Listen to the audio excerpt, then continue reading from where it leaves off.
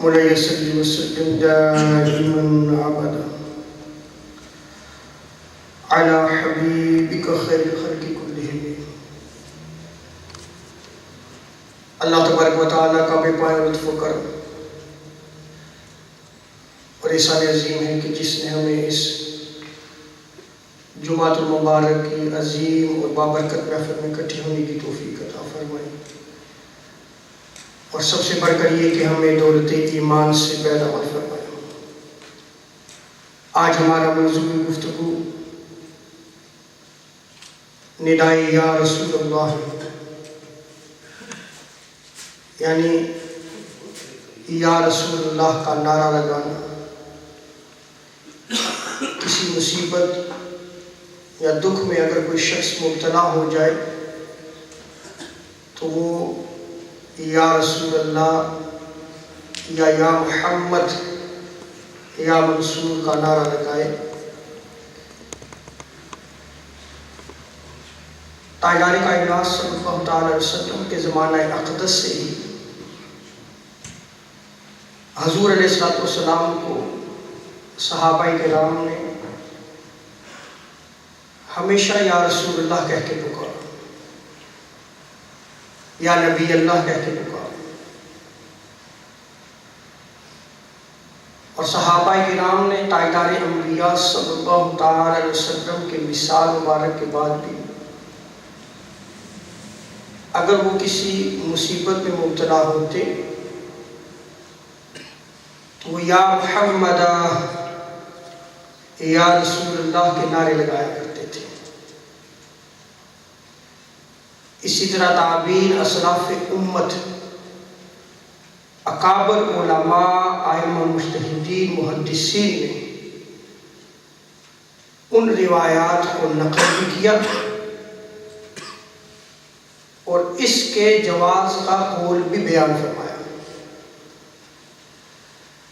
حضور علیہ السلام کے زمانہ اقدس سے جتنا ہم دور ہوتے چلے گئے اتنے فتنے جو ہے وہ وبا ہوتے رہے، اور حضور علیہ السلام ارشاد فرماتے ہیں کہ قرب قیامت بہت سارے فتنے جو ہے وہ رونما ہوں گے، اور ان فتنوں میں ایسے فتنے بھی ہوں گے کہ ایک شخص صبح کو مومن ہوگا، رات کو کافر ہو جائے گا۔ سو جتنا قرب قیامت کا زمانہ آئے گا فتنے بپا ہوتے رہیں گے۔ ان فتنوں کے زمانوں میں اس ندائے یا رسول اللہ کو، یعنی یا رسول اللہ کا نعرہ لگانا یا محمد کی پکار کرنا، اس کو ناجائز، حرام اور ستم ردیفی یہ ہے کہ اس کو شرک تک قرار دے دیا۔ ہمارے بہت سارے نوجوانوں میں یہ کوشچن ہے کہ آیا یا رسول اللہ کا نعرہ لگانا جائز ہے یا ناجائز ہے؟ یعنی ہمیں بجائے اس کے کہ بحیثیت امت حضور کی ذات سے محبت، حضور علیہ السلام کی اتباع و اطاعت کی دولت عظیم کو لے کر آگے بڑھنے کی بجائے ہم اختلافات میں پڑ گئے اور اختلافات میں ڈالا جا رہا ہے۔ اور بالخصوص وہ نوجوان جو شوق رکھتے ہیں اسلام کو سیکھنے کا،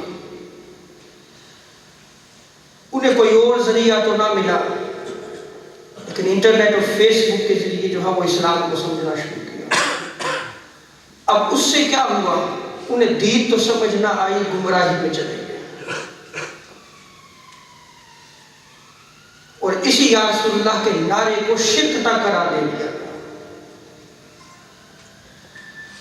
تو سب سے پہلے ہم توحید اور شرک کی تعریف جانیں گے، اس کے بعد اس کے ایویڈنسز۔ اللہ تبارک و تعالیٰ نے حضور علیہ السلام کو یا محمد سے پکارا، اس کی ایویڈنسز دوں گا بتائیں۔ صحابہ کرام نے اپنی زندگیوں میں حضور علیہ السلام کو یا رسول اللہ کہہ کے پکارا، یا نبی اللہ، اس کے ایویڈنسز دوں گا۔ اور پھر صحابہ کرام تابعین، اتباع تابعین نے جب کسی مصیبت میں مبتلا ہوتے تو وہ یا رسول اللہ کا نعرہ لگایا کرتے تھے، یا رسول اللہ کہہ کر خطاب فرمایا کرتے تھے حضور علیہ السلام، یا محمد کے نعرے لگایا کرتے تھے۔ اس سارے ایویڈنسز انشاءاللہ تبارک و تعالی ود ایویڈنسز جو ہے وہ بیان کیے جائیں۔ توحید سے مراد اس کی ڈیفینیشن یہ ہے کہ اللہ تعالیٰ اپنی ذات، صفات اور افعال میں واحد و یکتا ہے، وحدہ لا شریک ہے، اس کا کوئی بھی شریک نہیں، نہ ذات میں، نہ صفات میں، نہ افعال میں۔ یہ توحید کی تعریف ہے۔ اور شرکت سے بنا ہے۔ جیسے کوئی بزنس کرتا ہے تو بزنس میں ایک اور ساتھی کو شامل کر لیتا ہے، تو جس ساتھی کو وہ شامل کر رہا ہے وہ اس بزنس میں اس کا شریک ہو گیا، شرکت کی اس نے۔ اور اللہ تبارک و تعالیٰ کی ذات اور صفات میں اگر اوروں کو شریک بنایا جائے تو یہ شرک ہو جائے گا۔ یہ کیا ہو جائے گا؟ شرک ہو جائے گا۔ جیسے اگر کوئی کہے کہ اللہ کے علاوہ کوئی اور خدا ہے، یا اللہ تبارک و تعالیٰ کے علاوہ کوئی اور بھی نظام ہستی کو چلا رہا ہے، یا اللہ تبارک و تعالیٰ کے علاوہ کوئی اور خالق کائنات ہے، تو یہ شرک ہو جائے۔ علامہ سعد الدین تفتزانی وہ شرک کی تعریف کرتے ہیں۔ آپ لکھتے ہیں کہ مجوس کی طرح کسی کو واجب الوجود سمجھ کر الہ ماننا، یا الوہیت میں کسی کو شریک کرنا، یہ شرک ہے۔ یا بتوں کی پوجا کرنے والوں کی طرح کسی کو بھی مستحق عبادت جاننا، جیسے بت پرست بتوں کی عبادت کرتے ہیں، اس طرح کسی اور کو مستحق عبادت جاننا یا سمجھنا، یہ شرک کہلاتا ہے۔ اب یہ توحید اور شرک کی ڈیفینیشنز ہیں۔ اب جب اسلام پہ گفتگو ہوتی ہے تو ایک سمپل سا لفظ جو ہے وہ جی یہ شرک ہے۔ اب وہ جو شرک کہنے والا ہے نہ اس کو شرک کی تعریف آتی ہے، نہ شرک کی تعریف کی تفصیلات کا علم ہے، نہ اس نے عقائد کی کتب کو کھنگالا پڑا، اور نہ اسے عقیدے کے حوالے سے جو ہے وہ علم ہوتا ہے، اور نہ ہی وہ توحید کو جانتا ہے، نہ توحید کی تعریف، نہ توحید کی تعریف کی تفصیلات کو جانتا ہے۔ لیکن چونکہ وہ شارٹ کٹ کے ذریعے دین سمجھ رہا ہوتا ہے، یا جاہلوں کے پاس جا کے دین کو سمجھتا ہے، تو وہ امت کو جو ہے وہ مشرک قرار دینا شروع کر دیتا ہے۔ اس سے بڑی اور ستم ظریفی کیا ہے؟ اس سے اتنا بڑا ظلم اور کیا ہوگا کہ ایسا عمل کہ جو تاجدار کائنات صلی اللہ علیہ وسلم کے زمانہ اقدس میں موجود رہا، میں توجہ چاہتا ہوں، حضور کے زمانہ اقدس میں موجود رہا کہ صحابہ کرام یا رسول اللہ سے پکارا کرتے تھے، خطاب کیا کرتے تھے، ندا کیا کرتے تھے، یا نبی اللہ سے ندا کیا کرتے تھے، خطاب کیا کرتے تھے، عز و انصاری کے ساتھ یا محمد کہا کرتے تھے۔ حضور کے وصال کے بعد یہ عمل صحابہ کرام کا رہا، تابعین، اتباع تابعین کا رہا، اسلاف امت کا رہا۔ تو یہ ساری امت نعوذ باللہ من ذالک ان کے اس قول کی وجہ سے جو ہے وہ مشرک بن جاتی ہے۔ اگر یا رسول اللہ کے اس نعرے کو اس خطاب کو، اس ندا کو شرک قرار دیا جائے، اور اگر حرام قرار دیا جائے گا تو کیا ساری امت جو ہے وہ نعوذ باللہ من ذالک حرام کام کا ارتکاب کرتی ہے؟ انا للہ و انا الیہ راجعون۔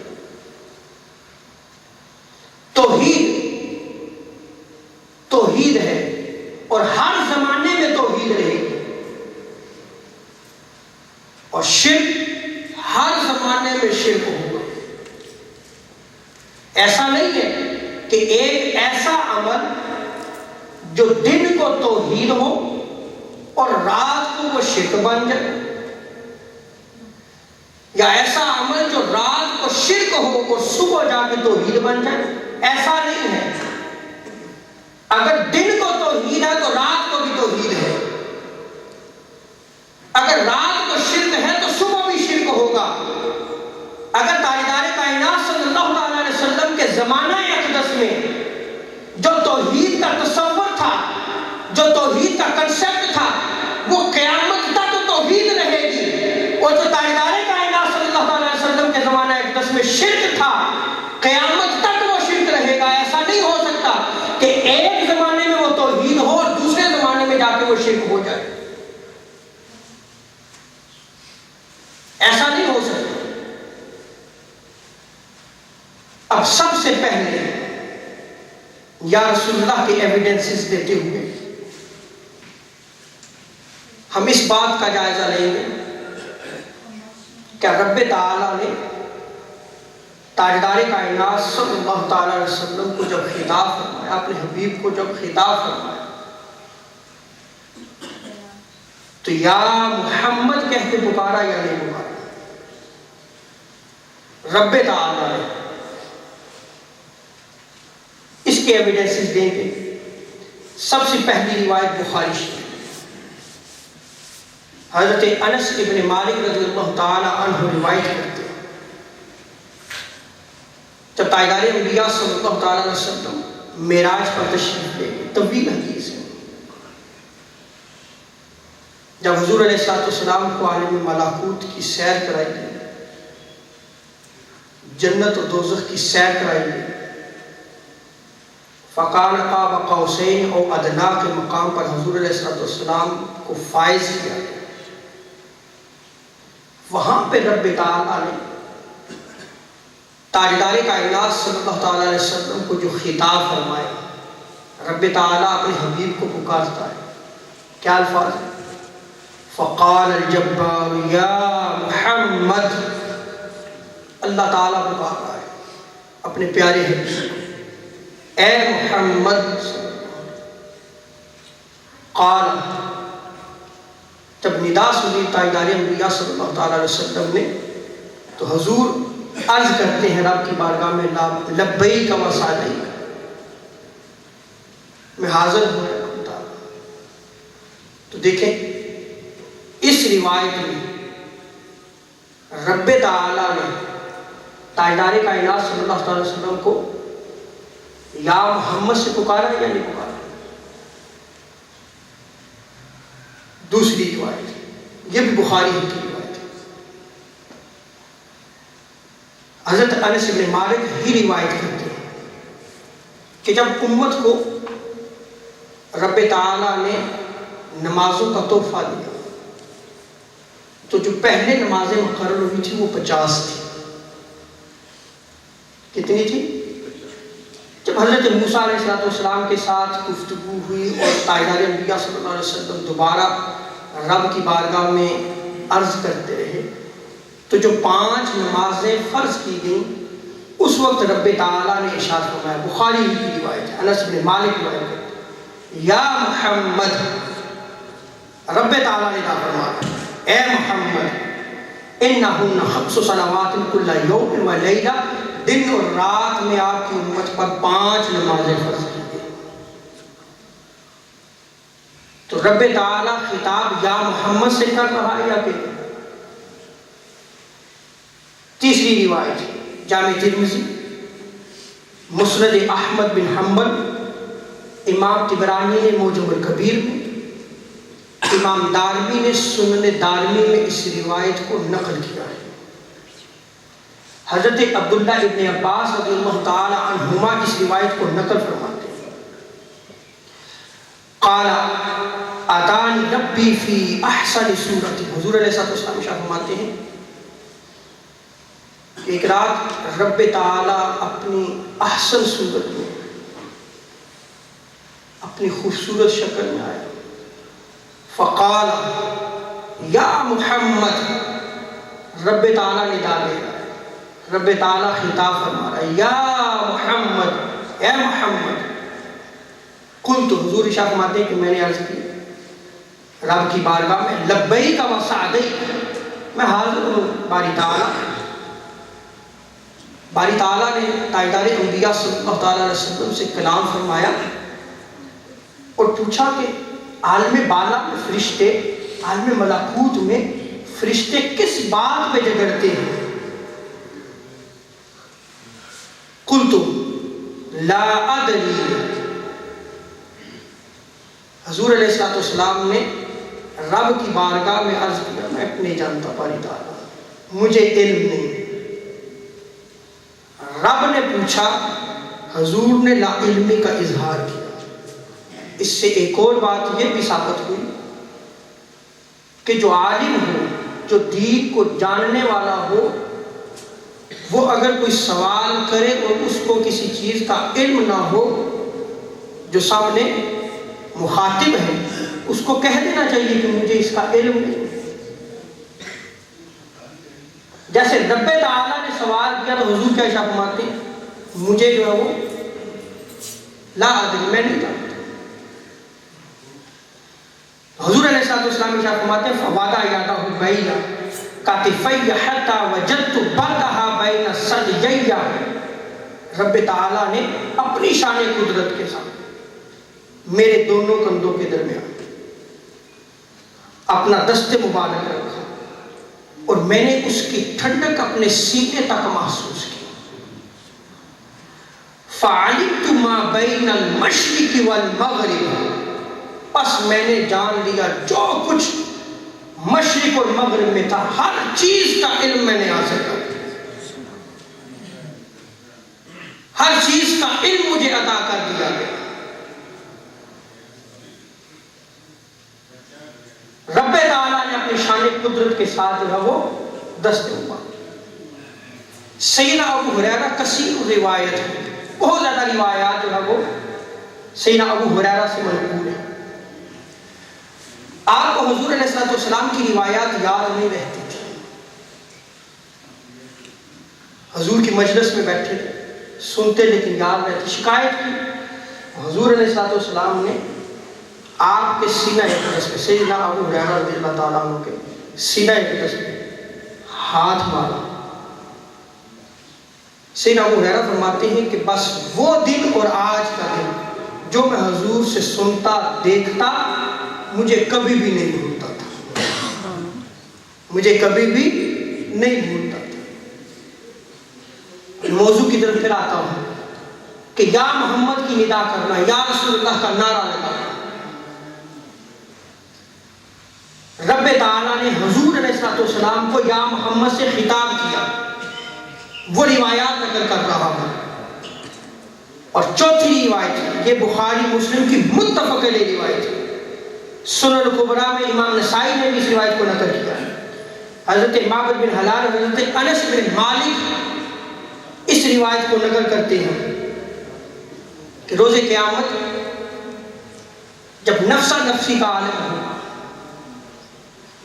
لوگ انبیاء کے پاس جائیں گے،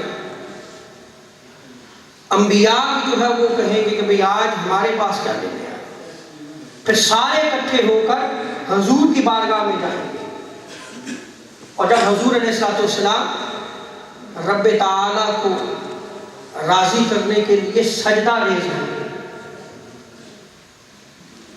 اللہ کے حضور سجدہ کریں، اس وقت باری تعالیٰ تاجدار کائنات صلی اللہ علیہ وسلم سے جو خطاب فرمائے گا وہ یہ ہے، فَيُقَالُ يَا مُحَمَّد، رب تعالیٰ اس وقت ارشاد فرمائے گا، اے محمد، اے پیارے حبیب، اے سونے محمد،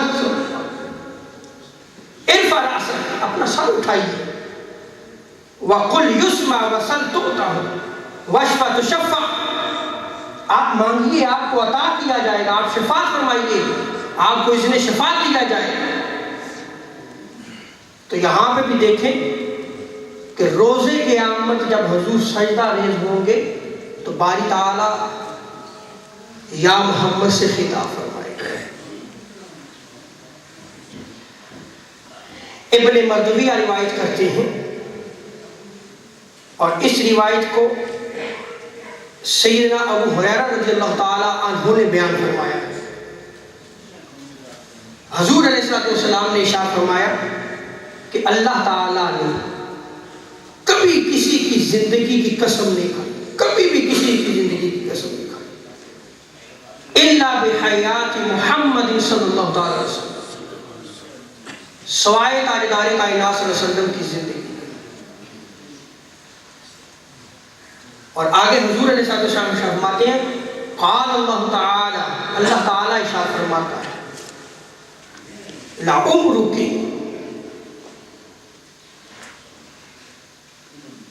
آگے حضور اس کی تفسیر فرماتے ہیں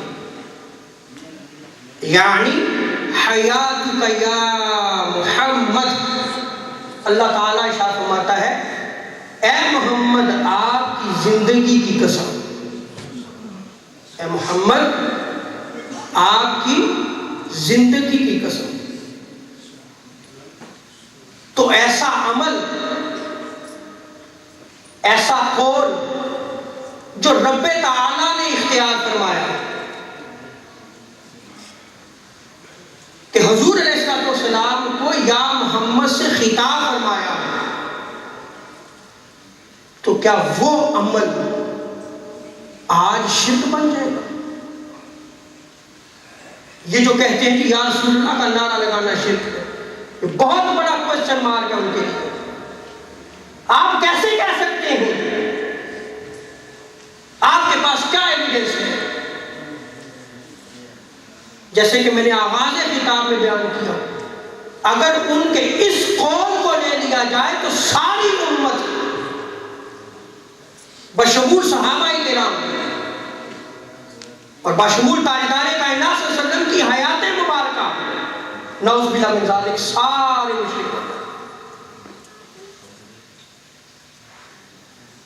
اب یہ تو ہے باری تعالیٰ نے یا محمد سے خطاب فرمایا۔ آگے دیکھیں کہ انبیاء کرام نے بھی تاجدار کائنات صلی اللہ علیہ وسلم کو یا محمد کے ساتھ خطاب فرمایا، ندا کیا محمد کے ساتھ۔ امام ابو نعیم نے، امام ابن نجار نے اس روایت کو نقل کیا ہے، کنز العمال میں اس روایت کو نقل کیا گیا ہے۔ جب حضور علیہ السلام معراج پہ تشریف لے کے تو آپ کی انبیاء سے وہاں ملاقات ہوئی، تو جب آپ کی ملاقات آپ کے جد امجد حضرت ابراہیم علیہ السلام سے، حضور ارشاد فرماتے ہیں کہ انہوں نے کیا فرمایا؟ حضور ارشاد فرماتے ہیں فقال ابراہیم یا محمد، ابراہیم علیہ السلام نے حضور علیہ السلام کو جو ندا کی یا محمد، اے محمد صلی اللہ علیہ وسلم، مر امت فلیکثروا من غراس الجنہ، اے محمد صلی اللہ علیہ وسلم اپنی امت کو حکم دیں کہ جنت کے درختوں میں اضافہ کریں، کیونکہ اس کی زمین بڑی وسیع ہے، اس کی مٹی بڑی پاکیزہ ہے۔ تو تاجدار انبیاء صلی اللہ علیہ وسلم نے اپنے جد امجد سے پوچھا وما غراس الجنہ، کہ جنت کے درخت کیا ہیں؟ فقال ابراہیم لا حول ولا قوت الا باللہ، آپ اگر ایک مرتبہ لا حول ولا قوت الا باللہ کرتے ہیں تو جنت کے ایک درخت میں آپ اضافہ کریں، یہ درخت ہے جنت۔ تو اس روایت میں بھی دیکھیں کہ حضرت ابراہیم علیہ السلام نے حضور کو کس چیز سے خطاب فرمایا؟ یا محمد۔ دوسری روایت بخاری کی روایت ہے، معراج کے موقع پر جب 50 نمازیں فرض کی گئی تو سب سے پہلے ملاقات کس سے ہوئی؟ حضرت موسیٰ علیہ السلام سے۔ جب موسیٰ علیہ السلام نے پوچھا کہ کتنی نمازیں؟ حضور نے فرمایا کہ 50 نمازیں میری امت پہ فرض ہیں۔ اس وقت حضرت موسیٰ علیہ السلام نے حضور کو جو خطاب فرمایا وہ تھا یا محمد کے ساتھ، کیا؟ یا محمد واللہ قد راودت بنی اسرائیل قومی علی ادنی من ھذا، باخدا اے محمد صلی اللہ علیہ وسلم، میں نے اپنی قوم بنی اسرائیل کو اس سے کم نمازوں میں تجربہ کیا، وہ کمزور ہو گئے اور انہوں نے نمازوں کو ترک کر دیا، چھوڑ دیا، آپ نمازیں کم کرائیے۔ پھر حضور جو ہے وہ واپس ہو گئے، یہاں تک کہ 5 نمازیں رہیں، اور آج ہمارا کیا حال ہو چکا ہے، ہم یہ 5 بھی ترک کر چکے ہیں۔ گویا ہم بنی اسرائیل سے بھی جو ہے وہ، اللہ تعالیٰ ہمیں نماز پڑھنے کی توفیق دے۔ تو اس روایت میں دیکھیں کہ حضرت موسیٰ علیہ السلام نے خطاب کس چیز سے فرمایا؟ یا محمد سے۔ اب میں نے بہت ساری روایات نقل کی ہیں جس میں رب تعالیٰ حضور علیہ السلام کو یا محمد سے خطاب فرماتا ہے، ندا فرماتا ہے، اور انبیاء کرام نے بھی یا محمد سے خطاب فرمایا۔ یہاں پر کوشچن قائل کر سکتے ہیں کہ یہ کہ حضور علیہ السلام کے زمانہ اقدس میں تھا، رب تعالیٰ نے خطاب کرنا تھا تو یا محمد سے، یا حضور علیہ السلام سے ملاقات ہوئی تو انہوں نے یا محمد سے خطاب فرمایا۔ حضور کے وصال کے بعد جو ہے یہ شرک ہے۔ اب آپ سمجھیں، اور اس پوائنٹ پہ میں انشاءاللہ کہ میرا خطاب اگلے جمعے جاری رہے گا، بہت سارے ایویڈنسز ہیں، اس پہ آج کا ایویڈنس دے رہا ہوں کہ کتنی بڑی بدبختی ہے کہ اپنی بدعقیدگی کو بچانے کے لیے اور اپنی بدعقیدگی کی تشہیر کرنے کے لیے اور نعوذ باللہ من ذالک یا رسول اللہ کے نعرے کو شرک قرار دینے کے لیے یہ سوال جو ہے وہ اٹھایا جاتا ہے کہ حضور کے وصال کے بعد میں بہت سارے ایویڈنسز دوں گا، ابھی کہ میرا خطابات جاری ہے کہ یا رسول اللہ کا نعرہ لگانا چاہیے یا نہیں چاہیے، لیکن آج کا جو حوالہ دے رہا ہوں کہ حضور علیہ السلام کے وصال کے بعد نبی نے یا محمد کہہ کے پکارا ہے، حضور کے وصال کے بعد، اور اس روایت کو مسند ابو یعلا میں نقل کیا گیا ہے۔ بہت بڑے جرح و تعدیل کے امام، عظیم محدث، ہر مکتبہ فکر ان کو امام مانتا ہے، محدث مانتا ہے، حدیث میں اتھارٹی ہیں آپ، حافظ ابن حجر اسقلانی رحمۃ اللہ تعالیٰ علیہ، وہ اس روایت کو المطالب العالیہ میں نقل کرتے ہیں کہ جب حضرت عیسیٰ علیہ السلام دنیا میں تشریف لائیں گے، حضور کی بارگاہ میں جائیں گے، حضور کی قبر انور کی زیارت کرنے کے لیے جائیں گے، اور آج دیکھ لیں کہ ہمارے نوجوانوں کو کون سا اسلام سکھایا جا رہا ہے، کہتے جی حضور صلی اللہ تعالیٰ علیہ وسلم کی قبر انور کی زیارت کی نیت کر کے نہیں جانا چاہیے، مسجد نبوی کی نیت کریں، انا للہ و انا الیہ راجعون۔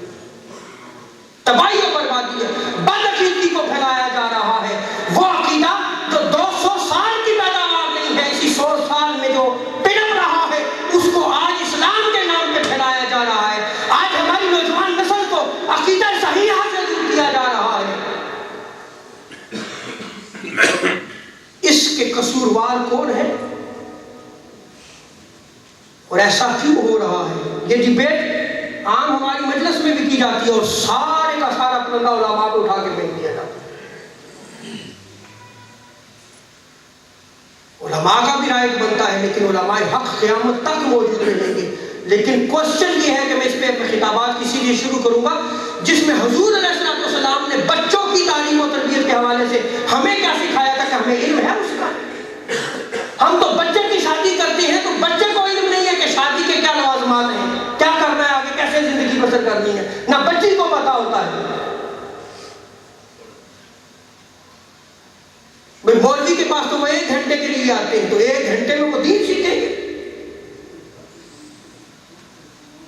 اگر وہ باادب ہوں گے تو قرآن سیکھ جائیں گے، اور اگر باادب نہیں ہے، بدتمیزی ہے تو وہ قرآن بھی نہیں سیکھیں گے، اور پھر قصور مولوی کا آ جاتا ہے۔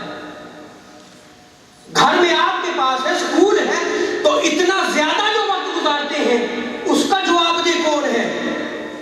وہ گھر میں ہمیں دیکھتے ہیں کہ ہم کیا کر رہے ہیں، اس کی طرف کوئی نظر نہیں ہے۔ ہم نے کیا سکھایا ہے اس کی بحیثیت مسلمان ہمیں اپنے گھروں میں دین لانا ہوگا. جب ہم اپنے گھروں میں دین لائیں گے تو پھر بدعقیدگی نہیں رہ جائے گی, بدعقیدگی کا خاتمہ ہوگا.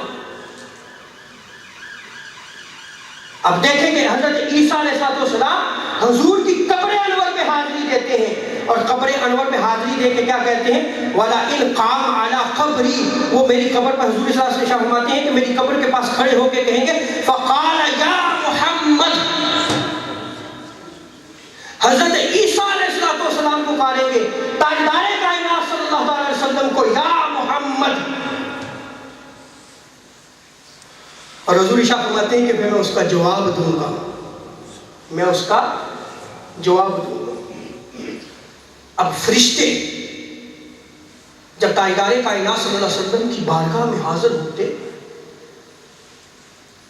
جیسے کہ جبریل امین فرشتوں کے سردار جب حضور کی بارگاہ میں آتے تو وہ بھی یا محمد یا رسول اللہ سے پکارا کرتے تھے. یہ کیسے شرک ہو سکتا ہے؟ میں نے آپ کے سامنے روایات بخاری مسلم دیگر کتب احادیث کی اتھینٹک صحیح احادیث بیان کی ہے. رب تعالیٰ یا محمد سے خطاب کرتا ہے, انبیاء کرام یا محمد سے خطاب کرتے ہیں, اور فرشتے حاضر ہوتے ہیں تو یا محمد اور یا رسول اللہ سے خطاب کرتے ہیں. وہ عمل شرک کیسے ہو سکتا ہے؟ جیسے کہ میں نے آغاز خطاب میں کہا کہ ایسا کبھی نہیں ہو سکتا کہ وہ عمل جو دن کو توحید ہو رات کو شرک بن جائے. تو حضور کے زمانے میں توحید ہو اور بعد میں زمانے میں شرک بن جائے, ایسا توحید کا کنسپٹ ہی نہیں موجود. جو حضور کے زمانے میں توحید ہے وہ قیامت تک توحید ہے, اور جس چیز کو حضور علیہ السلام نے شرک قرار دیا قیامت تک شرک رہے. اب مسلم شریف کی کتاب الایمان کی پہلی روایت, مسلم شریف کی جو کتاب پہلی حدیث جو پڑھی جاتی ہے نا اس کا حوالہ دے رہا ہوں. پہلی حدیث کتاب الایمان کی عمر فاروق کی طویل حدیث ہے. بس یہ روایت بیان کر کے اگلے جمعہ مبارک میں موضوع جاری رہے گا. جبریل امین علیہ السلام انسانی شکل میں آئے, بارگاہ مصطفیٰ میں بڑے ادب کے ساتھ بیٹھے, بڑے ادب کے ساتھ, دونوں گھٹنے جو ہے وہ تاجدار کائنات صلی اللہ علیہ وسلم کے گھٹنوں کے ساتھ لگا کے با ادب بیٹھے, گویا وہ سکھا رہے کہ پہلی حدیث ہے مسلم شریف کی کہ اگر دین سیکھنا ہے تو ادب مصطفیٰ پہلے ہے, تعظیم و تکریم مصطفیٰ صلی اللہ علیہ وسلم پہلے ہے. اور سوال کیا جب دین کے لیے, قال یا محمد اخبرنی عن الاسلام, اے محمد ہمیں اسلام کے بارے میں بتائیے. جبریل امین اسلام سکھانے کے لیے آئے, پہلے ادب کیا اور خطاب کس سے کیا, ندا کس سے کی, یا محمد سے, فرشتوں کے سردار کا عمل دیکھیں. اور دوسری روایت اسی کتاب الایمان صحیح مسلم میں سیدنا ابو ہریرہ رضی اللہ تعالیٰ عنہ روایت کرتے ہیں, جبریل امین نے عرض کی فقال یا رسول اللہ من اسلام, اے اللہ کے رسول اسلام کیا ہے؟ کس چیز سے ندا کی ہے؟ یا رسول اللہ سے. سو آخر میں آپ نے نعرہ نہیں لگایا, میں لگا دیتا ہوں. ڈرتے کیوں ہیں؟ ایمان کو مضبوط رکھیں. آپ کے پاس عقیدہ صحیح ہے, آپ کے پاس ایویڈنسز ہیں. آپ نے نعرہ نہیں لگایا تو میں لگا دیتا ہوں. نعرہ تکبیر, نعرہ تکبیر, نعرہ